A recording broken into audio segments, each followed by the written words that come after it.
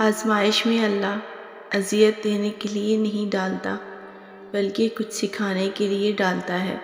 جتنی جلدی سیکھ جاؤ گے اتنی ہی جلدی وہ دور ہو جائے گی۔ صرف انسانوں سے حوصلہ افزائی کی امید رکھو تو ضرور مایوس ہو جاؤ گے، اور جو لوگ محنت اپنے اللہ سے اجر پانے کے لیے کرتے ہیں وہ کبھی مایوسی کا سامنا نہیں کرتے۔ کبھی کبھی اللہ تعالیٰ ایسی خواہشات میں ہمارا دل لگا دیتا ہے جن کا ملنا ہمارے نصیب میں نہیں لکھا ہوتا۔ کیوں؟ جب نصیب میں نہیں ہوتا تو دل کیوں ایسی خواہش سے لگاتا ہے؟ کیوں اس چیز کو ہم سے اتنے فاصلے پر رکھ دیتا ہے کہ جتنا اسے پانے کی دعائیں کرتے ہیں وہ اتنی ہی دور لگتی محسوس ہوتی ہے؟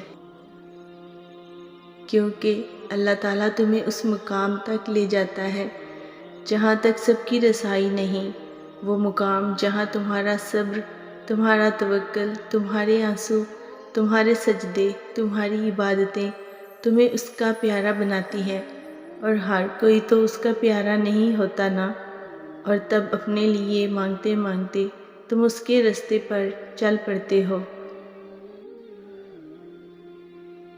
سورہ طٰہٰ کی یہ آیت کہہ رہی ہے، اللہ کو تمہارے غم کا احساس ہے، اللہ کو تمہاری ہر انکہی بات کا علم ہے، اللہ تمہارے ہر ادھورے خواب سے باخبر ہے۔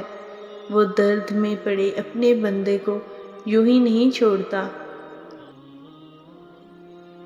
وہ بس ان ٹوٹے ہوئے دلوں کو سجدوں میں لگا دیتا ہے، ان روتی آنکھوں کا سکون دعاؤں میں لکھ دیتا ہے۔